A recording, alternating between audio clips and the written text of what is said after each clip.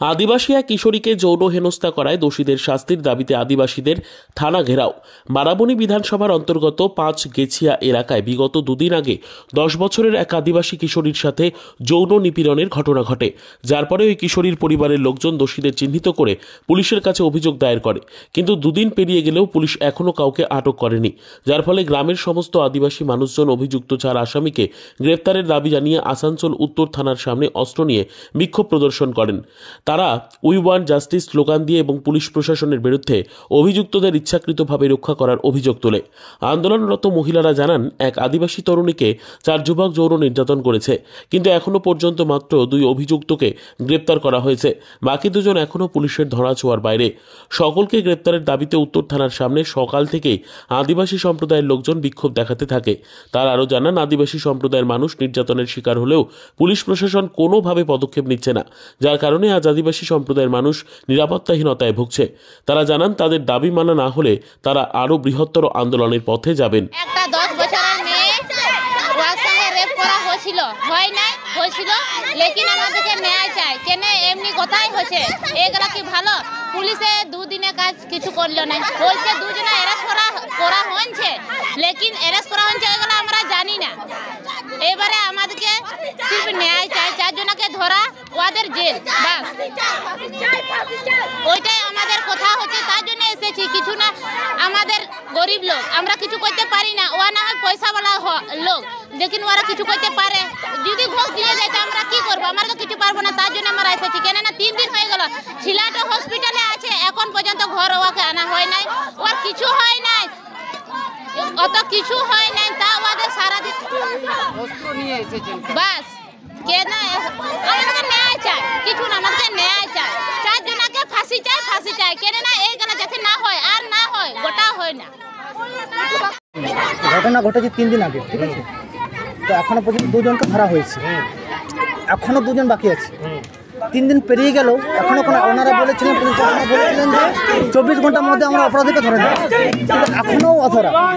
এই জন্য আমরা এখন যতক্ষণ না 24 ঘন্টার মধ্যে ওদেরকে যতক্ষণ না ধরা হয় ততক্ষণ আমরা এখান থেকে যাচ্ছি। এই হচ্ছে আমাদের দাবি। যতক্ষণ ধরা পড়ে ততক্ষণ আমরা এখানে আছি। আমার নাম জিতেন মারান্ডি, গ্রাম হচ্ছে ছোট। দেখুন, এটা কালকের ঘটনা, বারাবণী বিধানসভার অন্তর্গত ৫ গেছিয়া গ্রাম পঞ্চায়েতের। খুবই দুঃখের, বেদনার এবং খুবই নৃশংসতার ঘটনা, এবং যেটা আজকে পশ্চিমবঙ্গের নিত্য নৈমিত্তিক ঘটনায় পরিণত হয়েছে।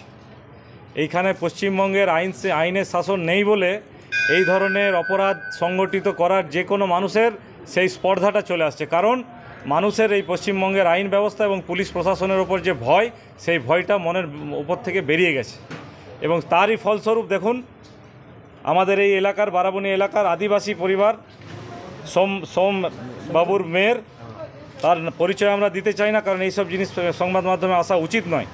কিন্তু এই বেছে বেছে শুধু আদিবাসী পরিবারগুলোর উপর এইভাবে অত্যাচার হচ্ছে।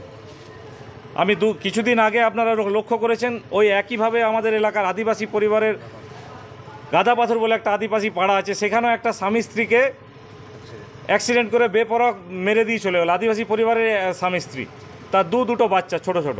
আবার দেখুন, এই ঘটনা মানে নিন্দার কোনো ভাষা নেই, এবং ওই যা হয় ঘটনাকে ধামাচাপা দিতে তড়িঘড়ি পুলিশ প্রশাসন নিজেদের মান ইজ্জতকে বাঁচাতে ওই একজনকে আইওয়াশ করে ধরেছে।